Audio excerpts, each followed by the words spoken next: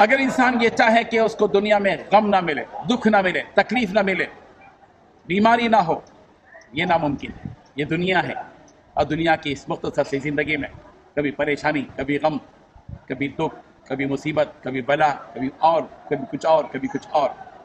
लेकिन याद रखिए, असल खुशियों का घर सिर्फ और सिर्फ जन्नत है, जहाँ खुशियाँ ही खुशियाँ, आराम ही आराम, राहत ही राहत, सुकून ही सुकून, इत्मीनान ही इत्मीनान, आफियत ही आफियत, मज़े ही मज़े।